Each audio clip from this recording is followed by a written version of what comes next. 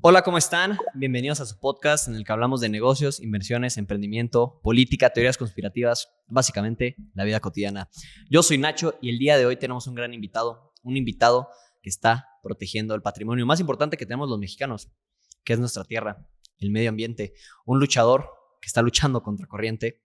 Vamos a conocerlo juntos. Sergio González de Air Mission, ¿cómo estás, hermano? Muchas gracias, Nacho. Saludos. Gracias. Muchísimas gracias por el espacio. Bien, aquí estamos, pues trayéndote este tema a la mesa. Hermano, yo conocí tu proyecto por un reel que hiciste, que me compartiste. Es muy preocupante lo que está pasando en México, pero primero, en pocas o muchas palabras, ¿quién es Sergio González y qué es Air Mission?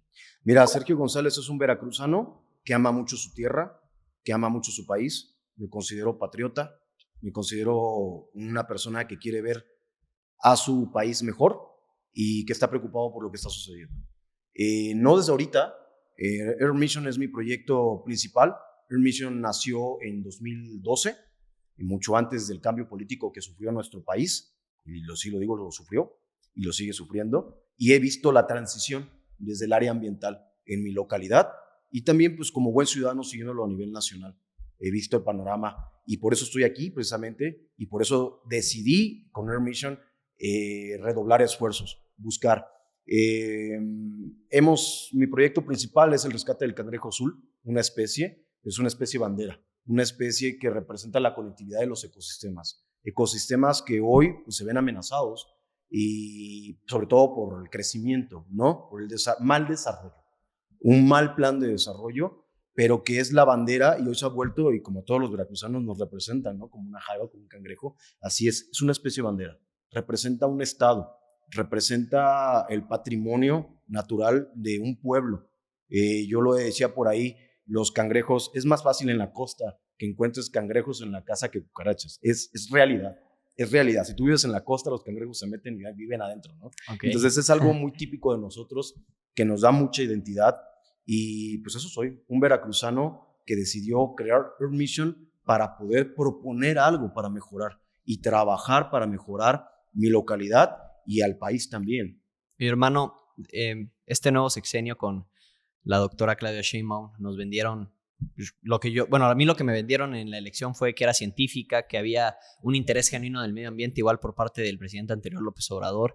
Quiero preguntarte, porque tú eres una persona que está metido en eso todos los días, ¿México está priorizando aún más el medio ambiente después de 2018 hacia hoy o menos? ¿Cómo están las cosas? Después de 2018 para acá, te voy a dar un dato y con eso vamos a comenzar, vamos a abrir. Te voy a dar un dato. La vaquita marina no es Veracruz, pero es un tema nacional. El citácido más pequeño del mundo, nativo de México, y endémico, no lo hay en otra parte del mundo. Tú sabes la crisis de la vaquita marina.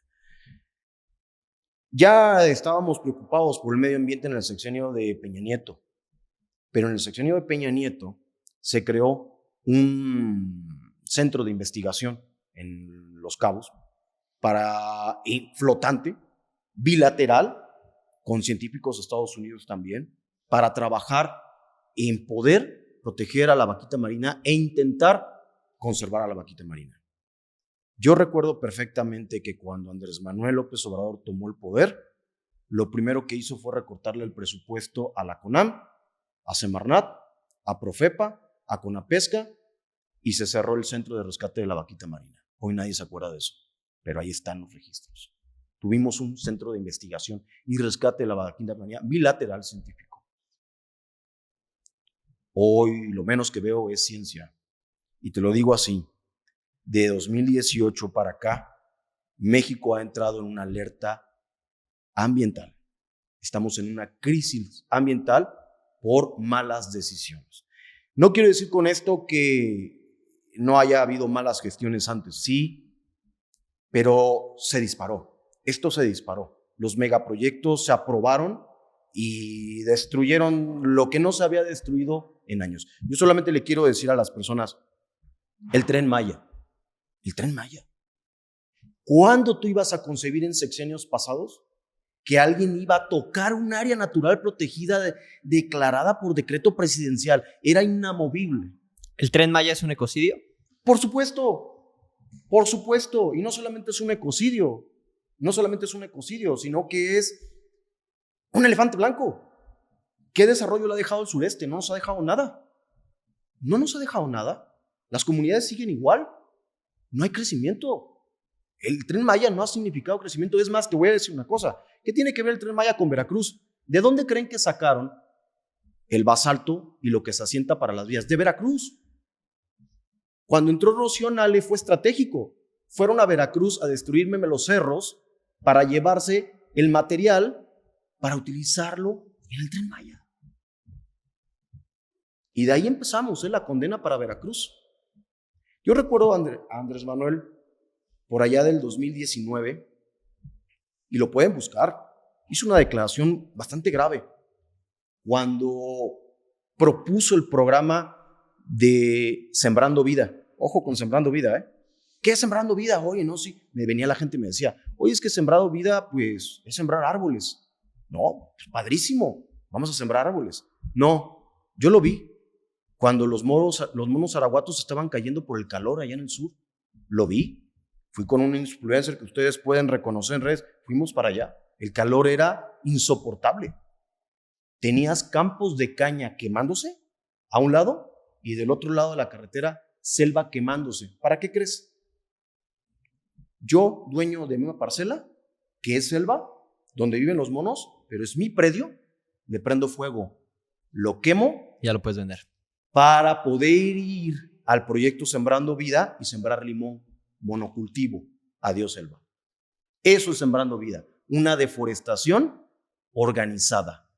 Y cuando fuimos allá en los Tuxtlas a los viveros de Sembrando Vida, ¿qué crees? No había plantas. No había plantas.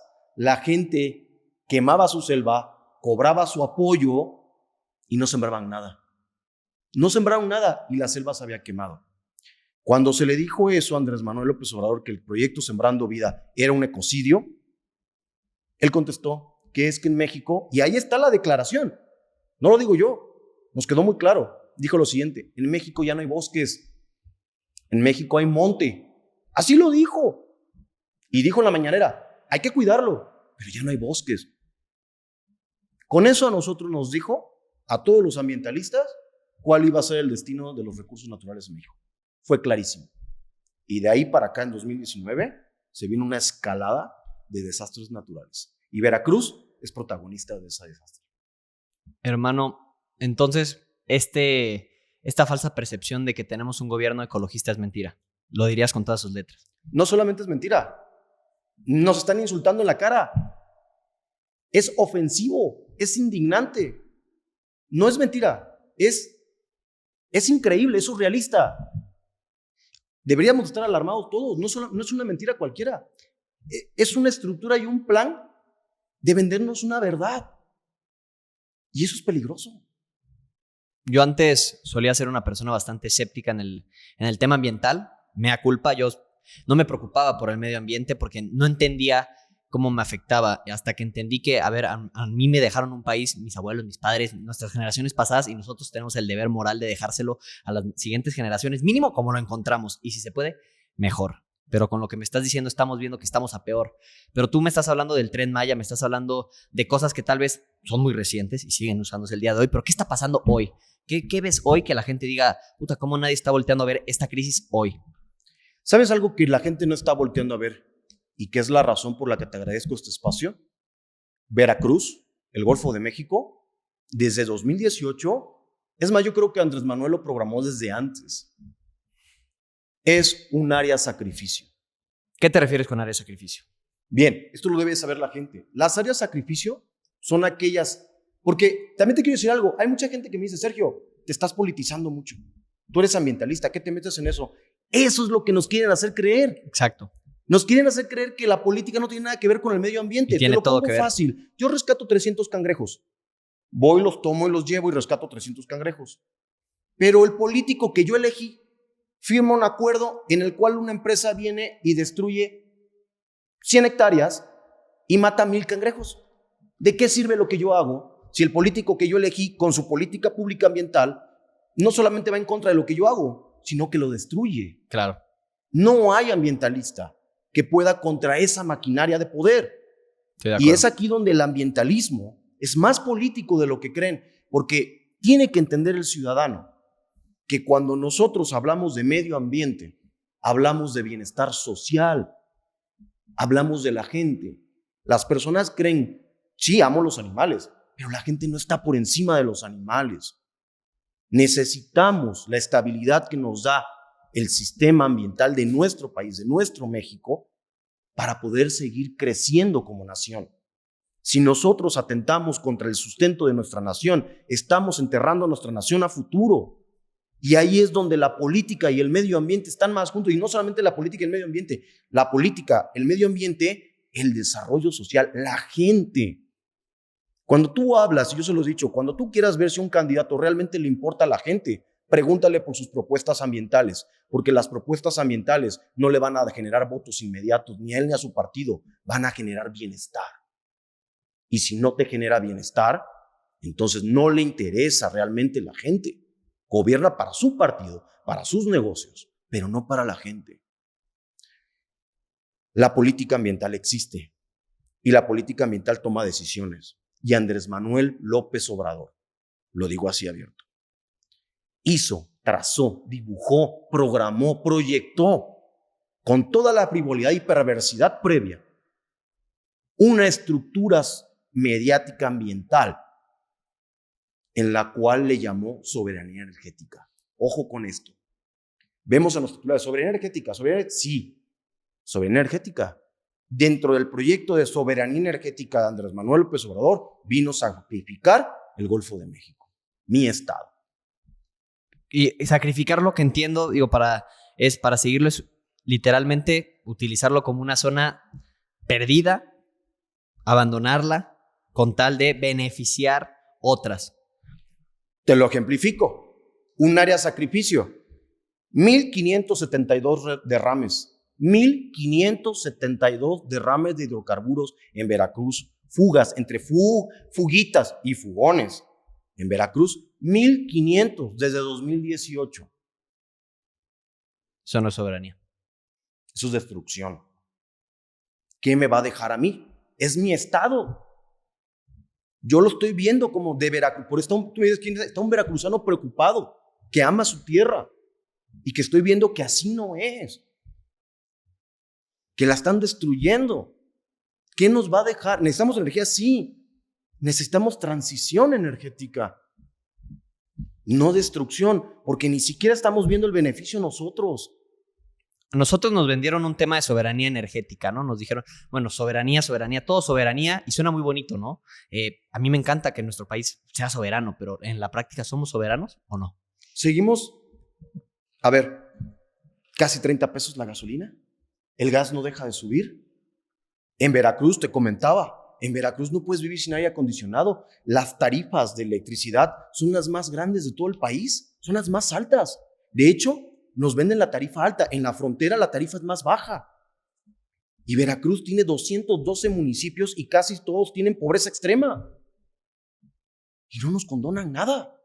Tenemos la única planta nuclear del país que le genera electricidad a Ciudad de México, no a nosotros. ¿Eso es soberanía? No. Eso no es soberanía. Nos hacen cada vez más dependientes de la producción global. Querer un país soberano es hacerlo no dependiente de hidrocarburos.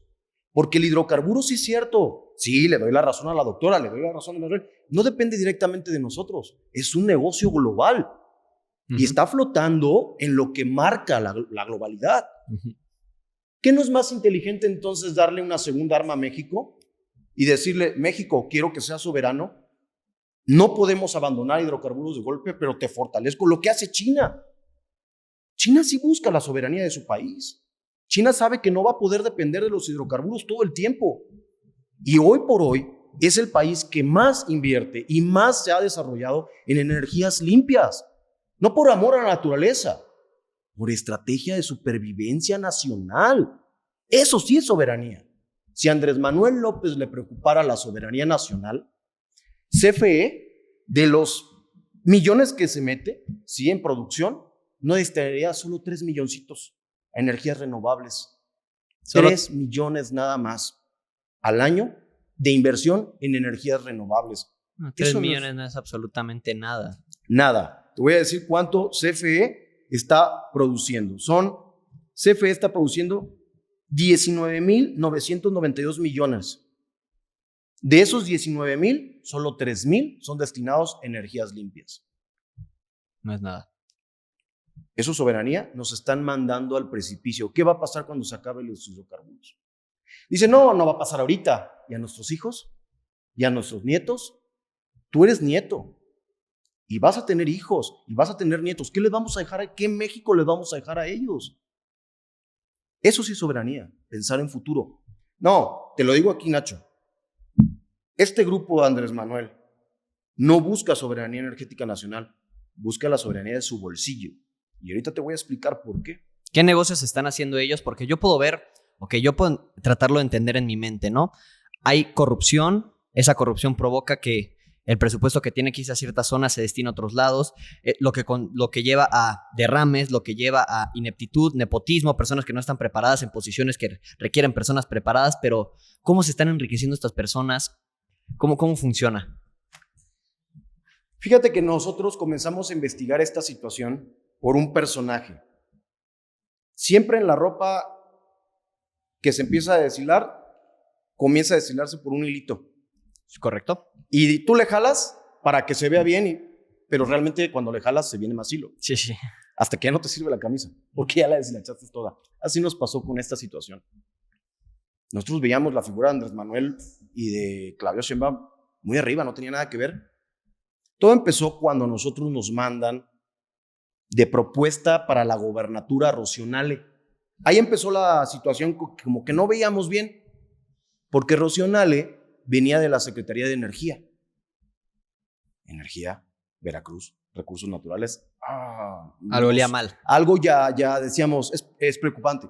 Segundo, que ella es zacatecana. Ella no es veracruzana. Y nos las impusieron. De repente tenía tantos años de vivir en Veracruz y nadie sabía dónde, pero dijeron que vivía en Veracruz. Y comenzamos a jalar el hilito y entonces nos dicen, fíjate, te voy a comentar algo así, bien local. Nosotros veníamos trabajando el tema de un centro de rescate y rehabilitación para el estado de Veracruz. Muy grande, muy grande. Un centro de rescate que el gobierno de Cuitláhuac García estaba construyendo. ¿Por qué nosotros nos opusimos a la toma? Fue una toma ilegal del gobierno al acuario, lo secuestró. El gobierno de Cuitláhuac, que era manejado por empresarios y que iba bien, pero de repente el gobierno de Cuitláhuac dijo, no, es del gobierno y adiós empresarios.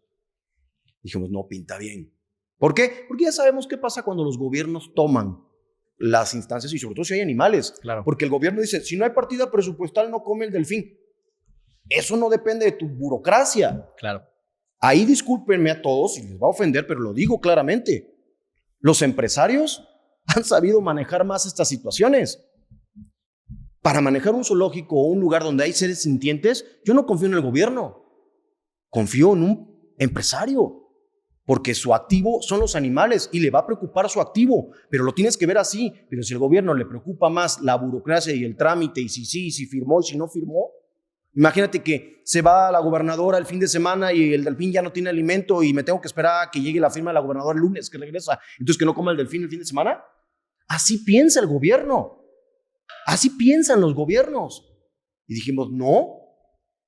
La estructura como se manejan los gobiernos de todos los partidos no puede administrar un centro con animales. Ya ha demostrado muchas veces, hay muchos ejemplos, que es un caos. Tiene que seguir el patronato empresarial a cargo del acuario.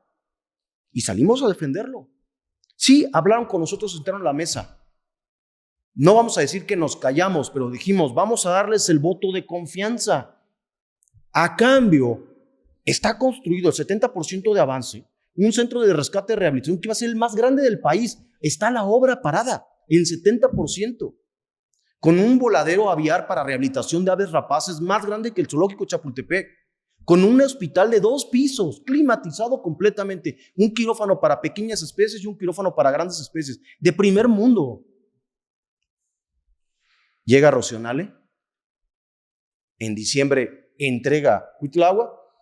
Sergio Rodríguez Cortés, el antiguo procurador, entrega el proyecto y llega una figura que es el hilo que te estaba comentando. Ángel Carrizales López, el procurador. Llega y no lo conocíamos. Nos dieron su número, lo buscamos personalmente para tener una junta con él. Básicamente era proponerle, solicitarle que se continuara el proyecto de rescate y rehabilitación. Y primero, pues no nos niega. Lo seguimos buscando. Encontramos los medios, sí, presionamos su número personal. Y la primera es la típica que te aplican de, te va a buscar mi gente.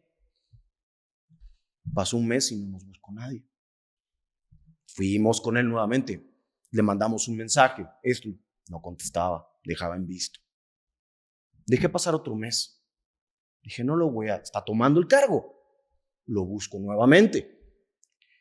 Y ahora sí, muy enojado, me contesta la llamada telefónica. Y me dice, me estás acosando. Ok, una disculpa. Pero es que en Veracruz tenemos temas que nos urge platicar con usted. Porque usted va a estar Que para acá. eso está ahí, ¿no? El servidor, ¿verdad? Para eso está ahí, no para que le tengas que rogar para contactarlo. Tal pareciera. Te voy a decir y resumir la plática que terminó a gritos de uno para otro lado. Que él llegaba a Veracruz a ayudar a Veracruz. ¿Perdón? Sí, le dije, discúlpeme, pero usted no viene a ayudar a nadie. Usted viene a trabajar. A nosotros no nos va a ayudar porque no somos damnificados.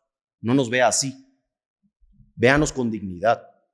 Usted viene a trabajar, no a ayudarnos. No estamos mancos. Primero. Claro. Segundo, que porque nosotros, los veracruzanos, veníamos haciendo las cosas mal. Nacho, ¿tú crees que un servidor público debe dirigirse hacia su gente? En lo absoluto. Finalizó. Entonces yo le dije, nosotros no te elegimos. Y lo digo aquí y lo reto a que lo diga que no. Y dijo, no, porque ustedes no me eligieron a mí, eligieron a la gobernadora. Y cuando a mí me dijo eso, ustedes no me eligieron a mí, eligieron a Nale, yo dije, ¿quién puso a este canijo? Y empezamos la investigación. Ángel Carrizales López surgió de la ayudantía de despacho de Andrés Manuel López Obrador en 2018. 2019, Andrés Manuel López Obrador, también trabajador de Pemex, Ángel Carrizales, lo propone 5 veces para titular del Consejo de Energía, puesto que tiene que ser aprobado por el Senado. El Senado lo rechaza 5 veces por no tener el conocimiento. Y fue nota nacional. Pero entonces hay un puesto estratégico en esta red de hidrocarburos que no tiene el Senado que elegir, y es la ASEA, la Agencia de Seguridad y de Energía, la encargada de sancionar, vigilar a Pemex y a las empresas privadas que tengan que ver con hidrocarburos.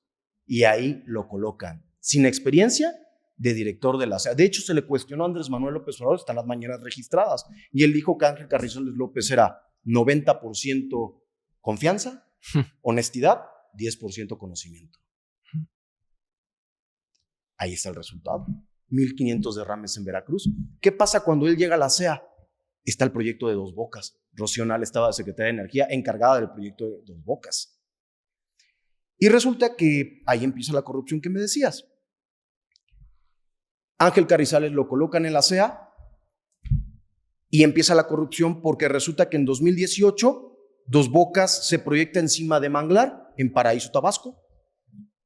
Una empresa, y aquí está la clave de la red que hay, todavía no le pongo nombre, la red de hidrocarburos, lo dejo ahí, una empresa contratista externa particular fue la encargada de desmontar 12 hectáreas de manglar, especie protegida en la NOM 059, delito ambiental, cuando todavía no se le había otorgado los permisos al proyecto de Dos Bocas. Les valió. 2018. 2018, diciembre, el director anterior de la ASEA renuncia y entra Ángel Carrizales. Pero el director de la agencia anterior había puesto una multa de $2 millones a la empresa que había desmontado. Cuando Ángel Carrizales llega, condona la multa. ¿Me explico un poco cómo funciona? Pero a la perfección. Ángel Carrizales sigue siendo director de la SEA. Andrés Manuel propone a Rocío Nale para gobernadora de Veracruz.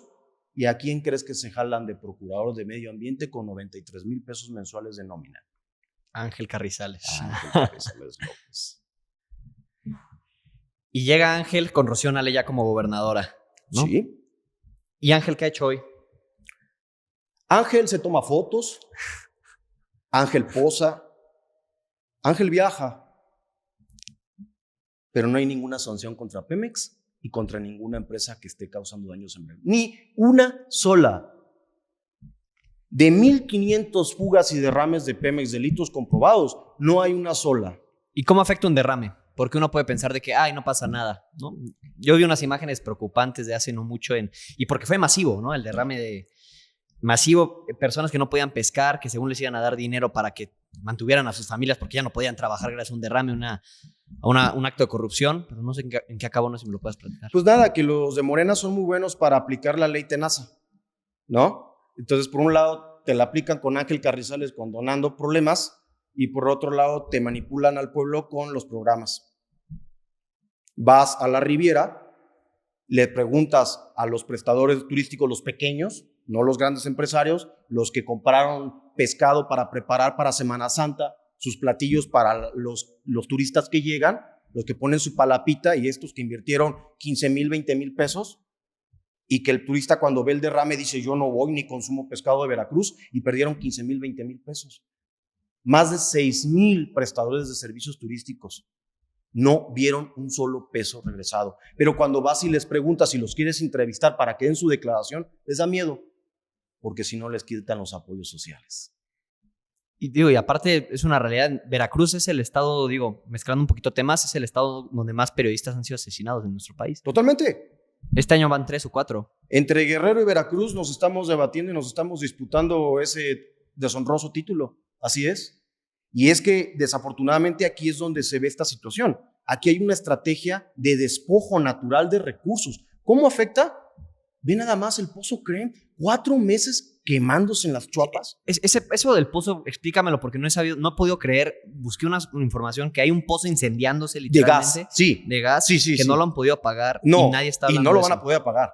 O sea, Cuéntame. Pemex llegó y te lo voy a decir así. En 2025, ¿sí? En 2025, en diciembre, en noviembre, el primer derrame en Poza Rica que inundó el río Cazones de petróleo. 1,000,000 de litros cúbicos derramados al río. El primero, Rocío Nale ya estaba. Fue la primera contingencia. Tan grave fue que se tuvo que aplicar el plan DN3. Tuvieron que aplicarlo. Fue un derrame grandísimo. ¿Y qué es ese plan? El plan DN3 de la Secretaría de la Defensa es un plan en el que se tiene diseñado para las emergencias más graves que pueda haber en el país. Ah, ok, lo aplicaron ahí. Okay. Sí. Para que veas el grado, en 2025. Ya estaba Rocío Nale. De noviembre de 2025. Sí. En febrero de 2026 estalla el pozo Crem en las Chuapas, que hasta la fecha sigue incendiado. ¿Cuánto tiempo lleva? 4 meses, nada más. 4 meses un pozo sacando gas incendiado. Sí, nada más, 4 meses.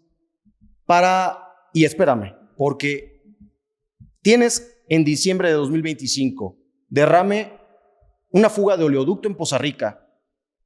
Y en enero de 2026 sigue el derrame, todavía no se contiene. Para febrero tienes la explosión del pozo de gas Crem en las Chuapas, en el sur de Veracruz. Para marzo comienza a llegar el hidrocarburo a más de 600 kilómetros de costa de Veracruz. Rocío Nale llegó a tener 3 emergencias ambientales graves en mi estado en un mismo periodo.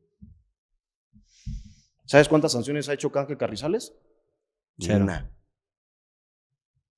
O sea, Ángel, si fuera un buen servidor público, independientemente de que sea un dedazo puesto por Rocío Nale, haría bien su trabajo y multaría inclusive a Pemex, al Estado. Es que no me toca, le toca a la SEA, la que tú dirigiste. Y que ya dejaste también al colega puesto ahí. Así es. Okay. Te toca promover ante la SEA como Estado una denuncia. ¿Dónde está? ¿Dónde está tu propuesta?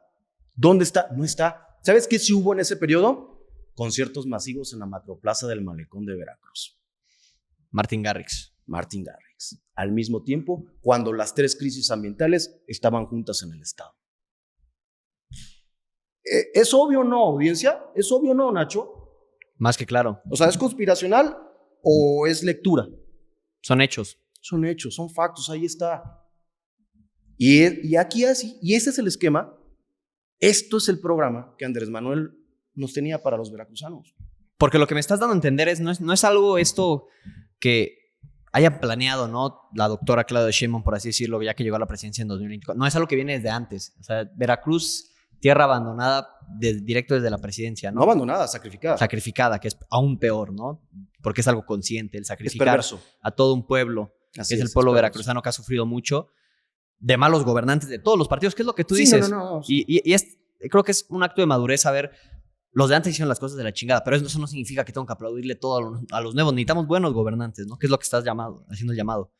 Claro, no nos ha ido bien en Veracruz en mucho tiempo. Hemos tenido situaciones, pasamos una situación con el PRI, pasamos una situación de inseguridad muy, muy drástica en Veracruz, que fue muy conocida a nivel nacional.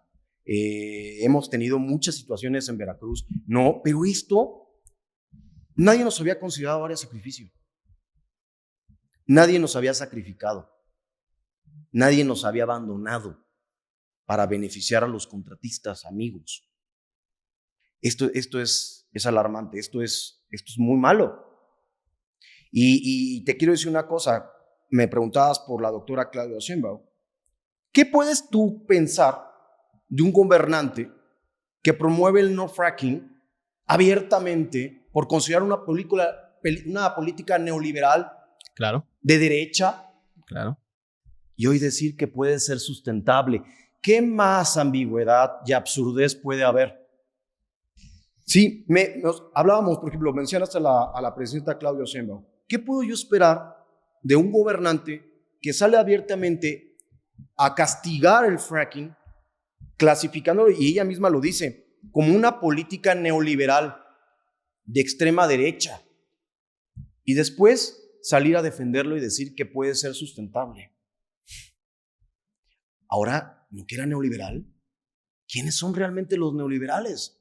Los que están en el poder. Claro, es que esto no fue quítate para hacerlo mejor, fue quítate para ponerme yo. Esa es la política, claro, de la 4T. Nunca su problema fue que les molestara que se enriquecieran o la corrupción que ya había en nuestro país. No, fue quítate para yo hacerlo y peor que tú.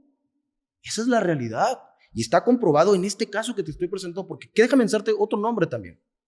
Resulta que Rocío Nale en su equipo no solamente se trae a Ángel Carrizales, no, el hilo dio más. Y llegamos hasta un nombre. Leonardo Cornejo Serrano. ¿Quién es Leonardo Cornejo Serrano? Nunca lo había escuchado y creo que eso significa que están haciendo las cosas bien estos. Para mal, ¿no? Ah, sí, mapachones. Mira, Leonardo Cornejo Serrano, no más ni menos, está involucrado en el caso Obredech, con ¿Cuál? Emilio Lozoya. Ok. ¿Sí? Leonardo Cornejo Serrano ahorita es el secretario de Obras Públicas del Estado de Veracruz. Directo de confianza del gabinete de Rocío Nale. ¿Qué crees? También fue trabajador Pemex.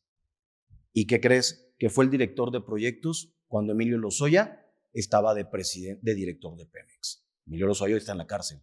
¿Por qué? Porque se le culpa por contratos ilícitos a la empresa Odebrecht, que globalmente ha sido denunciada por daños ambientales.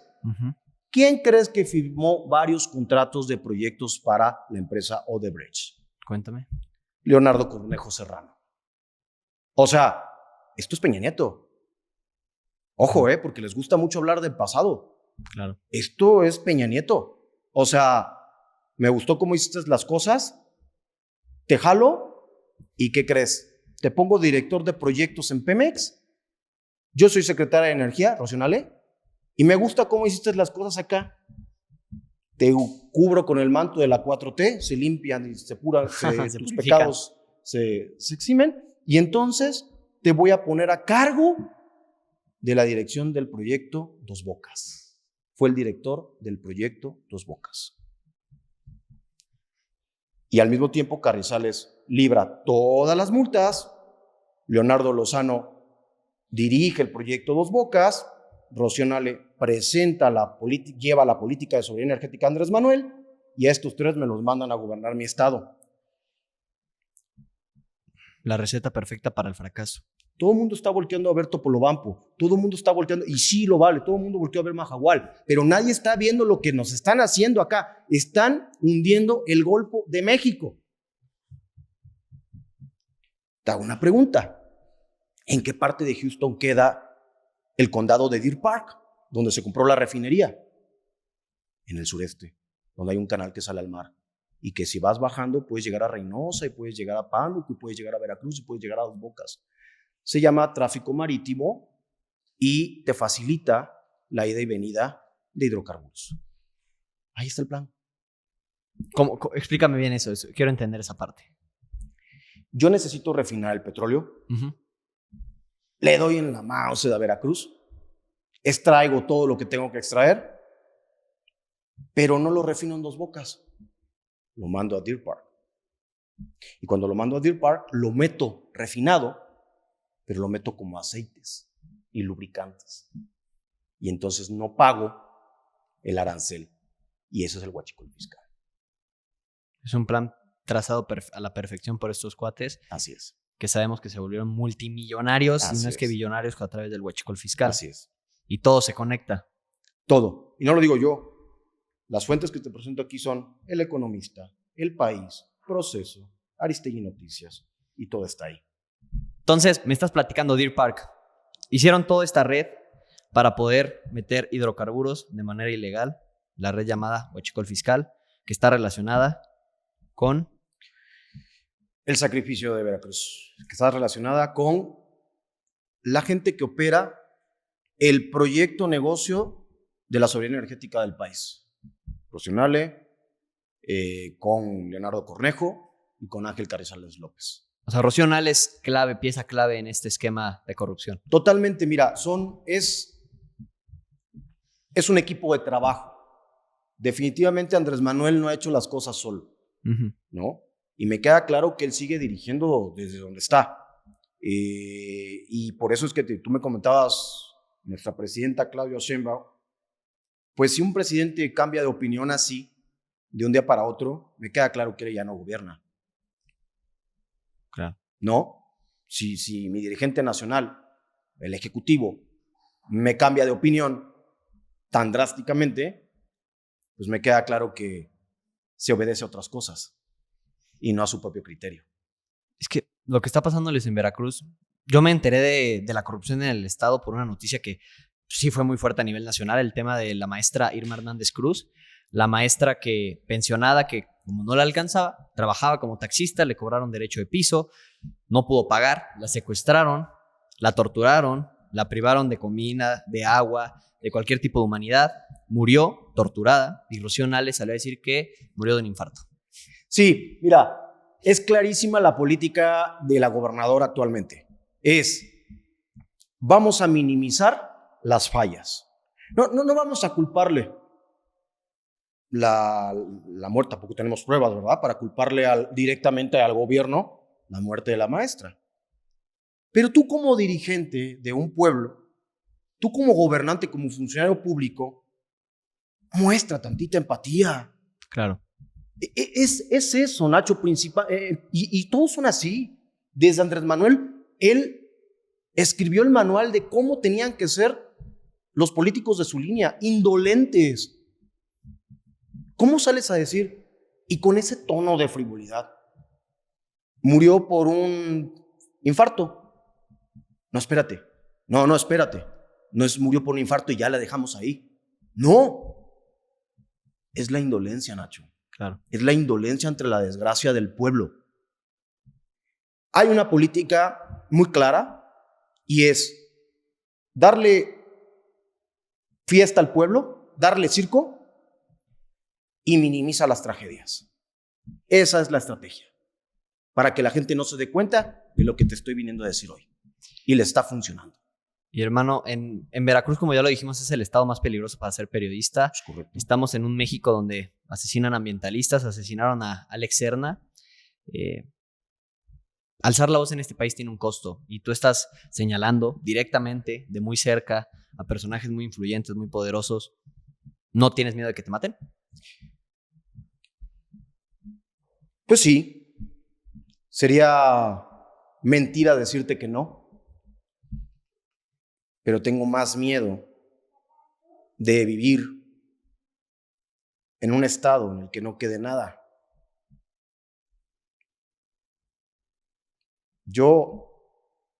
Me duele lo que están haciendo en mi estado, ¿sabes? Yo disfruto mucho las tardes con mis caballos en la duna, viendo el atardecer y la belleza natural. Y cada vez que me siento a ver las dunas, a ver el mar, siempre me pregunto cuánto tiempo van a estar ahí. No podría seguir mi vida haciendo como que eso no está amenazado. Claro que tengo miedo. Claro que sé que estoy en un país muy violento. Pero ¿quién soy yo si no defiendo lo que amo? Ahí nací, ahí crecí, mis abuelos ahí me criaron. No quiero ver que se vaya. ¿Qué le dirías a todos los que nos escuchan, a los ambientalistas también? ¿Qué mensaje les dirías? Porque yo creo que sí, México peca muchas veces el pueblo de ser indiferente, ¿no? Lo platicamos antes. El caso de Alex Serna, todos empezamos a hablar de Alex Serna y me incluyo hasta que lo asesinaron. ¿Por qué esperar? Yo fíjate que incluso he confrontado a través de comentarios en redes de muchos influencers que me da gusto que hoy veo jóvenes. Yo tengo 42 años, yo inicié mi lucha ambiental hace 16 años, cuando no existían las redes sociales. Y me tuve que adaptar, ¿sabes? Y hoy veo muchos jóvenes biólogos, agrónomos, ingenieros ambientales, y me da mucho gusto. He notado que nuestro país es centralista y cuando la nota viene de Ciudad de México, se replica a nivel nacional y ahí entra Alex Serna. Pero cuando el grito sale de la provincia, de la duna donde nadie te ve, del río donde nadie te escucha, del llano donde no hay ni red, se muere, nadie lo escucha. Y solo eres nota cuando te matan. Yo vi a muchas cuentas que tienen hasta 1 millón de seguidores subir la foto de Alex Serna. Me sentí mal porque me pregunté, ¿y no era mejor subir las denuncias de Alex Serna antes? Sin duda. Para visualizar a Alex Serna, quizás eso le hubiera salvado la vida. Y me di cuenta que también nosotros estamos pecando de crear un negocio a través de la desgracia. Porque yo lo puse en un reel.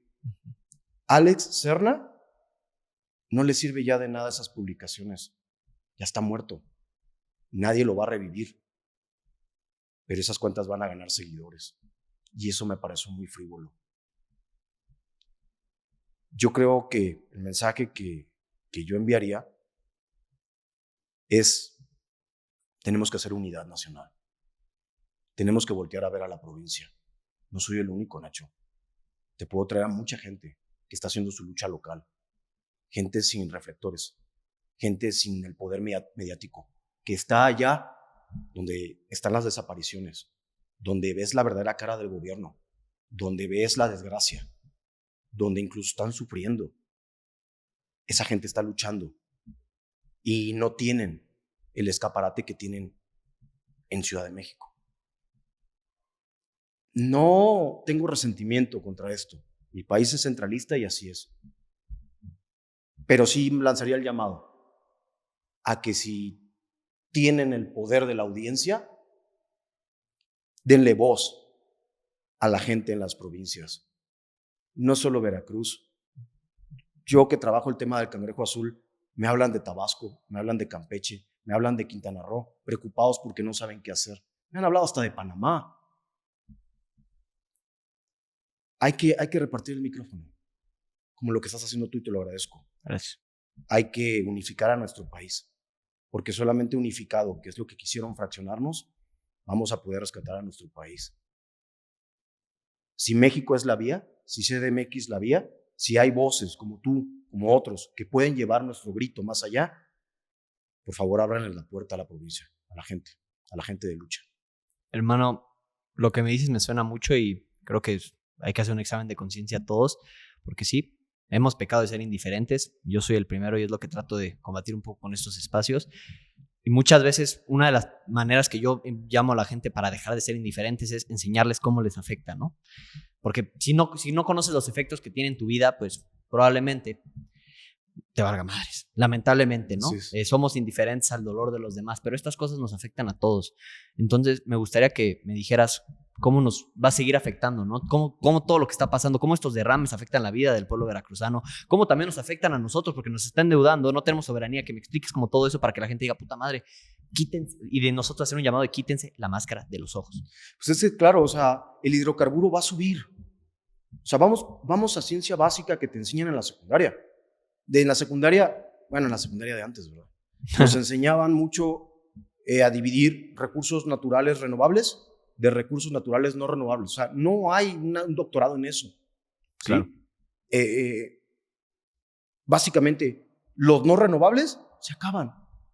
Los hidrocarburos se van a acabar. Y dependemos de la energía.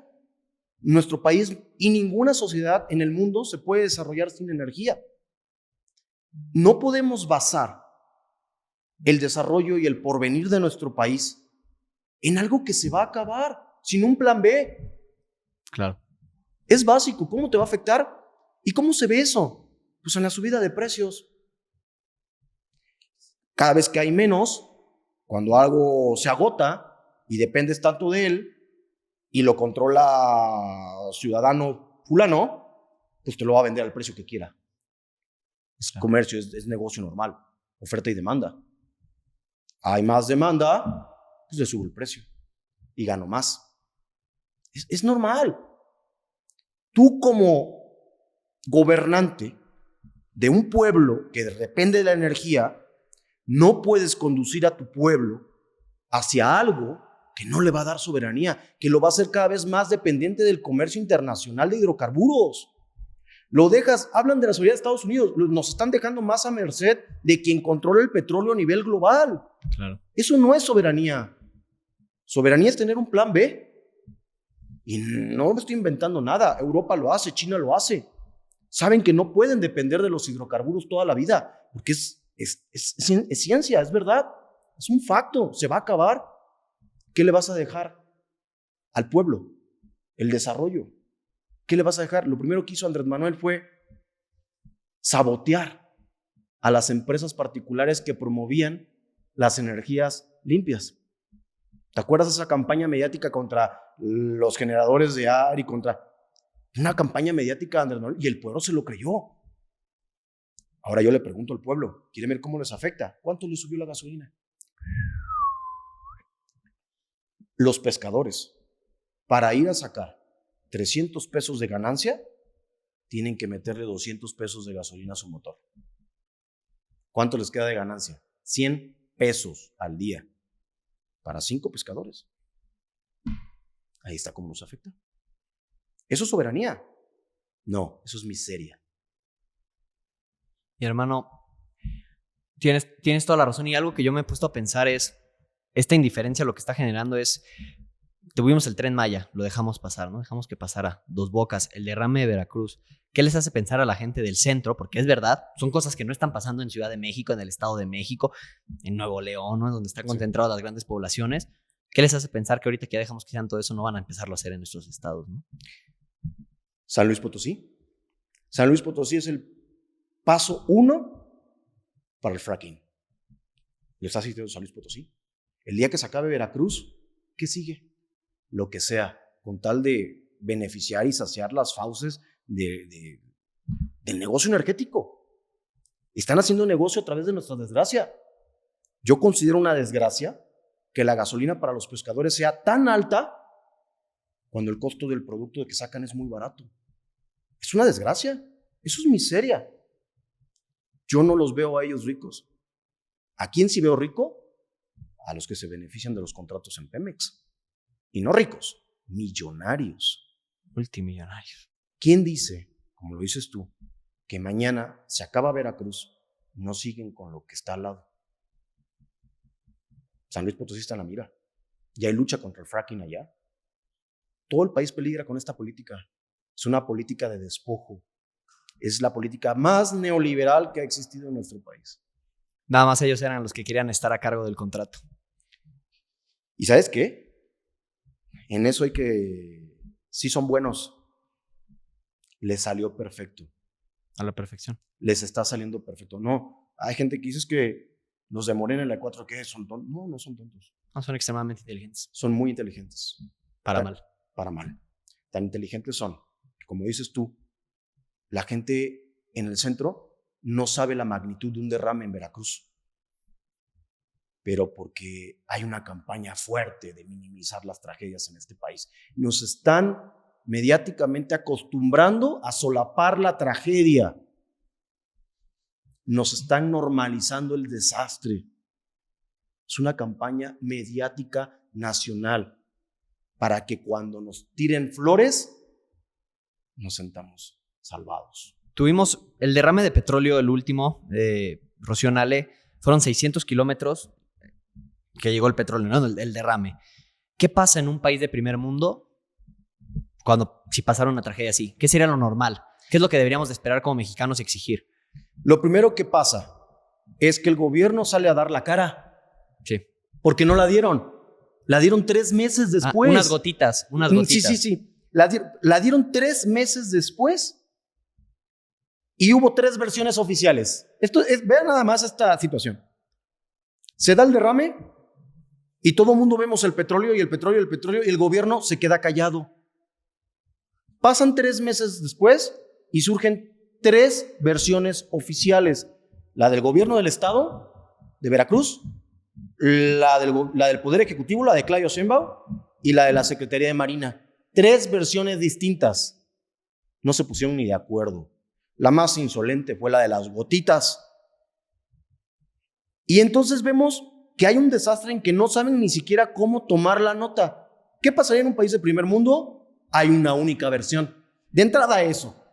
En un gobierno de primer mundo sale un representante oficial, reconoce el desastre y da una sola, que puede ser mentira, pero hay una sola versión. No el relajo de 3 distintas y las 3 risibles. Porque la de la presidenta fue un buque, con una fuga de un buque, de un contrato de Peña Nieto. O sea, ve nada más, así de no lo puedo creer, esto es una película de risa, vaya, esto es una producción de Adam Sandler. Es un guión de Adam Sandler, la presidenta diciendo esto. ¿Y qué opinas que mientras tú te estás jugando la vida, porque te estás jugando la vida, mientras el pueblo veracruzano está siendo masacrado, humillado, haya personas que prefieran voltear al otro lado por dinero, periodistas, medios de comunicación, políticos? ¿Qué piensas de esas personas que por un bien personal, económico, deciden ignorar las tragedias y hablar bien del gobierno? Esto es muy buena pregunta, Nacho. Hay una frase que suena mucho de la 4T. Vendepatrias. ¿Cómo la usan? Esos son los verdaderos vendepatrias. Son traidores a la patria. Una persona que busca su propio beneficio a costa de las gracias de su pueblo, yo no tengo otra palabra para él más que traidor. Vendepatrias. Eso es un vendepatria. No le quieran voltear. Los mismos adjetivos que ellos diseñan se le aplican a ellos mismos. Y esto es muy bueno, Nacho, porque me ha tocado ver muchos ediles, muchos alcaldes, muchos congresistas que salen a defender lo indefendible porque les conviene. ¿Sabes qué es lo que pasa? Que nuestro tejido social está enfermo. No tenemos en la clase política de hoy, en toda la clase política, un tejido social ético, con valores que te enseñan en la casa. Tenemos gente mercenaria dispuesta a hacer lo que sea con tal de tener poder y de tener dinero. Tenemos en nuestra clase política a gente que refleja el daño en la estructura social de nuestro país. Nuestra estructura social está dañada y se daña más si tú invitas a la sociedad a minimizar el dolor ajeno, a minimizar el dolor de una madre, a minimizar el dolor de un pescador, a minimizar la desgracia. Lo único que haces es abrir más la herida que ya traemos como mexicanos. ¿Y en qué momento pensamos que es una respuesta prudente de un político? Es algo que yo batallo mucho en entender. Hay un derrame. Sí, pero es que hace 10 años está peor las cosas. Ok, pero hoy está pasando esto. Hay tanta división y es algo que hicieron de maravilla para mal estas personas. Satanizaron todo lo que fuera de ellos, los responsabilizan de todo y cuando hay una tragedia hoy la minimizan y dicen antes estaba peor, cuando hay muchas cosas que claramente antes no estaban peor. Tú la estás nombrando. Yo te voy a decir el nombre de una estratega que hizo eso y le funcionó y llevó el mundo al caos. Adolfo Hitler. Adolfo Hitler en todos sus discursos, la culpa de la desgracia del pueblo alemán se la echaba a todos. Todos tenían la culpa. Uh-huh. Eso se llama división. Divide y vencerás. Y estos cuates de moneda son los maestros en eso. Son los maestros. Nuestro pueblo es un pueblo dividido. Yo luego lo platico con mis amistades y le digo, en México hay varias realidades. Dentro de México hay varios Méxicos. Toda la razón. Y estos canallas, en lugar de decir vamos a minimizar la brecha, dijeron vamos a agrandarla, porque eso nos genera votos. Y entonces vamos a culpar al que quiere ser mejor. Vamos a culpar al que quiere un mejor país. Vamos a culpar, al rato no creas que por ahí van a decir, sí, pero él goza de... Sí, porque la política es buscar al que quiere ser mejor, satanizarlo. Claro. Para que entonces el pueblo que se encuentra resentido, y lo tengo que decir, descargue su dolor en y no en la razón principal. Es una estrategia de masas perversa que hoy le está costando a mi estado. Esta estrategia de masa perversa distrae al pueblo de lo que debe de importar y deja la brecha en lo oscurito para destruir un estado. Para que el pueblo le eche la culpa, y te apuesto que las consecuencias, y lo estamos viendo, de esta mala política, se la van a terminar culpando al que quiso cambiar las cosas. Esa estrategia mediática. Masas, manejo de masas. Lo que hizo Andrés Manuel es manejo de masas. Y es muy peligroso, porque el manejo de masas es la estrategia de los dictadores. ¿Qué te gustaría que pasara? ¿Cuál crees que sea la solución? Yo sé que una solución profunda toma mucho tiempo, toma un cambio de régimen profundísimo, cambios radicales, pero necesitamos acción al corto plazo, ¿no? ¿Qué se tiene que hacer? Yo te la pongo aquí y lo voy a decir. La culpa de que el monstruo de la 4T creciera la tuvo la oposición. Sin duda. La 4T y Andrés Manuel, que es una persona resentida, se valió y se fortaleció con lo que la oposición dejó. La oposición no minimizó la brecha. Y fíjate lo que voy a decir, Tanto que no hace mucho en un podcast, Vicente Fox, hablando de Andrés Manuel, dijo que Andrés Manuel le tenía envidia. Por ahí está. Que porque ¿qué había en Tabasco? Moscos y lodo, que obviamente envidiaba al Bajío. No puedes hablar así. Estoy de acuerdo. Andrés Manuel es un producto de la oposición, de esa forma de pensar. Y estoy diciendo esto para que la gente diga, es que él es de la derecha. No, soy mexicano. Ni de derecha ni izquierda, mexicano. Soy mexicano. Y esta forma de pensar creó la brecha que hoy nutre las filas de la 4T. Sí. La oposición hoy también tiene la responsabilidad de que siga creciendo. Hoy te lo digo así, a mi particular forma de ver, personal, no veo una oposición fuerte. No, yo comparto eso contigo, no la veo. Siguen ocasionando indignación a la gente. No han entendido cuál es el camino. Veo oposición apostándole por la mediatización, por grabarse en Reels. Veo una oposición queriendo ser influencer, viendo a una oposición queriendo ser protagonistas. Veo una oposición presumiendo lujos, que está bien que los tengas y se los ganaron. Claro. Pero no es lo que el pueblo quiere. Yo no veo una oposición. Ni lo que el pueblo necesita, ¿no? Tampoco. Porque, digo, si realmente les interesara tanto el pueblo, se ponen de acuerdo y dicen, ok, las cosas están mal, vamos a dejar nuestro ego de lado, vamos a dejar nuestro presupuesto de lado, vamos a lanzarnos solo uno para tratar de ganarle a estas personas. Vamos a lanzar a nuestro mejor candidato, al que escoja el pueblo. Exacto. Pero Exacto. no lo hacen. No, porque te voy a decir una cosa. Sergio, ¿te gustaría llegar a un puesto? No se puede. ¿Sabes por qué? Porque para poder tener una candidatura, tú tienes que pagarte tu candidatura. Y ahí ya empezó a descomponerse todo. Porque claro. Entonces las candidaturas son un intercambio en cualquier partido político. Sin duda, sí. Si tú tienes dinero para pagar tu campaña, puedes ser candidato. Si no tienes dinero, así hables mucho y ames mucho tu país, no puedes ser candidato. Y ahí tenemos el primer filtro, ¿por qué no llega a los puestos la gente que podría hacer un cambio? Si la gente que conoce el problema. Así es, porque está limitado por el presupuesto. Y no es único de México. La política se mueve así. No, y además le añadimos el factor de que dices, ok, conozco el problema, necesito juntar el dinero y te empiezas a comprometer con X, Y, Z, ya tienes la obra pública, la hacen sobre... Es una maquinaria perfectamente organizada para que no lleguen los buenos. No la hizo la 4T. No. Ya estaba. Llegaron a jugarla mejor que todos, pero no. Sí, la 4T la exponenció y la utilizó y la mecanizó, la instituyó. Uh-huh. Lo que estaba allá en lo oscuro, la 4T lo formalizó.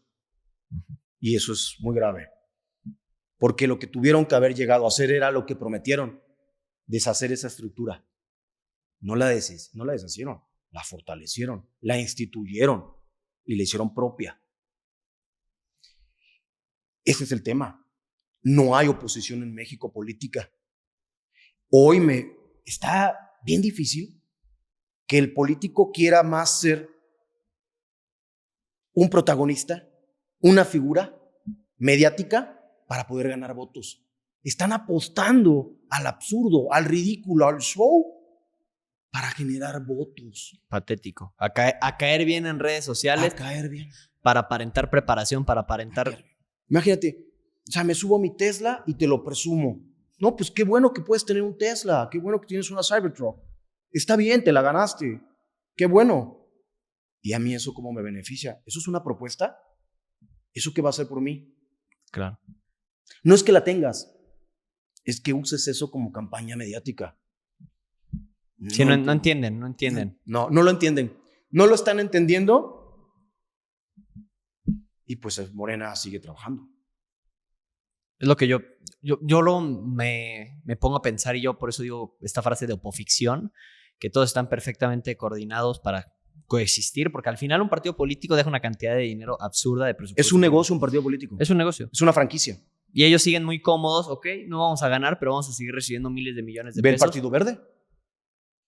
Que no sé si sepa el público que el Partido Verde inició como los partidos verdes. Hay una asociación internacional de partidos verdes que le dan el derecho a llamarse Partido Verde. El Partido Verde, ¿desde cuándo fue expulsado de la Unidad Internacional? Sí, por ser todo menos ambientalista. Así es. Pues tienen a Ricardo Gallardo, gobernador de San Luis Potosí, ¿no? Así es. Fracking. Exactamente. Entonces, pero, ¿qué hicieron? Instituyeron el derecho a llamarse Partido Verde en México. Y en México legalmente pueden llamarse Partido Verde. Jugaron muy bien su pieza. ¿Ves? No es de ahorita. Claro, es algo que tiene mucho tiempo. Es una franquicia. Yo creo que lo que tenemos que hacer es un llamado a...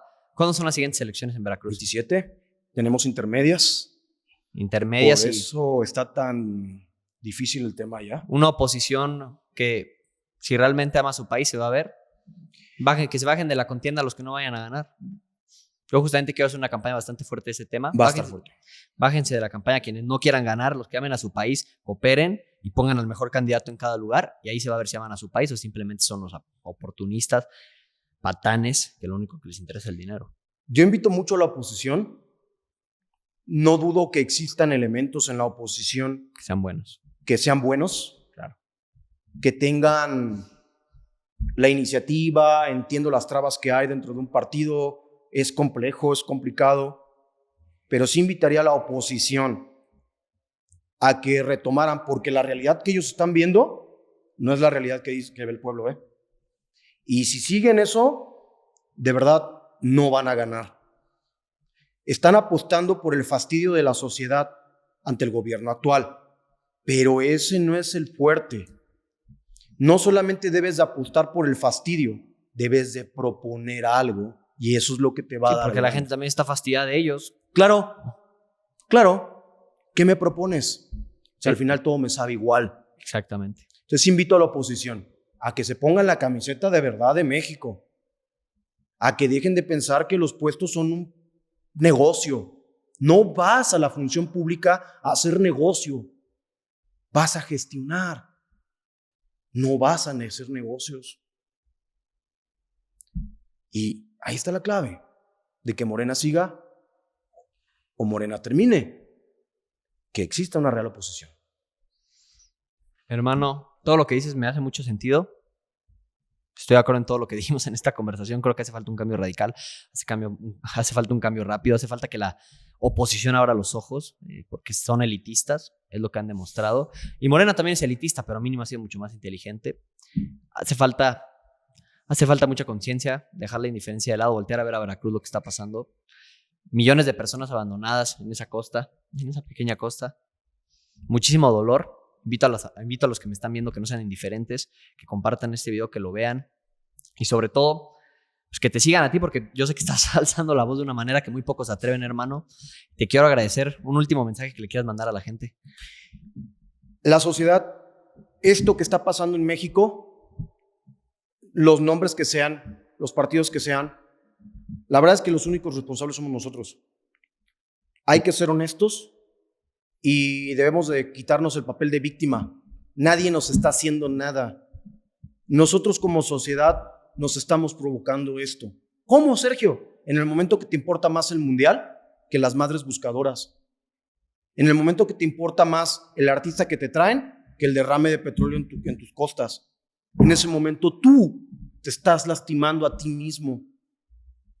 Mientras nosotros como sociedad, sin partidos políticos, tengamos esta mentalidad, estamos destruyendo nuestro país, estamos destruyendo el futuro de nuestros niños. Pensamos que estamos bien y disfrutamos nuestra chela en el estadio y salimos todos muy contentos. ¡Qué bueno! Pero esa no es la verdadera felicidad y ese no es el verdadero bienestar. El verdadero bienestar es poder salir a la calle tranquilos. El verdadero bienestar es no ver un conflicto cada mañana en las noticias. El verdadero bienestar es no ver notas de violencia en tu país. Ese es el verdadero bienestar. Vivir en paz. Y nos están acostumbrando a vivir en violencia. Ya no conocemos la paz. Y eso viene de nosotros. Yo invito a todos los ciudadanos a que volvamos a ser ciudadanos de paz. A que volvamos a buscar la paz. No normalicemos la violencia, por favor. Hay que normalizar otra vez la paz. Ese México en el que en los pueblos dejabas la puerta abierta a las 10, 11 de la noche, los niños jugaban en la calle, la gente estaba afuera en las hamacas y todo era paz. Queremos ese México otra vez. Por favor, ciudadanía, por favor, despertemos y sanemos nuestra estructura social. Solamente así, haciéndonos responsables de nuestra propia desgracia, vamos a fortalecer a los que se benefician de eso. Totalmente de acuerdo. No normalicemos la violencia, no normalicemos este dolor, esta forma de vivir. No es normal, porque no es normal. Nos han querido vender que es normal. No es normal 135,000 desaparecidos, no es normal más de 1,500 derrames de petróleo, no es normal miles de millones perdidos cuando nos venden una soberanía energética. No es normal. Nos están manipulando, abramos los ojos. Y dijiste algo muy bueno, no hay que entregar nuestra responsabilidad. Exacto. No. Si entregas tu responsabilidad, entregas tu libertad. Hay que recuperar nuestra responsabilidad y recuperamos nuestra libertad. Hermano Sergio, te agradezco. Gracias. Muchas gracias. Y a la gente, gracias por llegar a este punto del video y nos vemos en el siguiente episodio. Chao.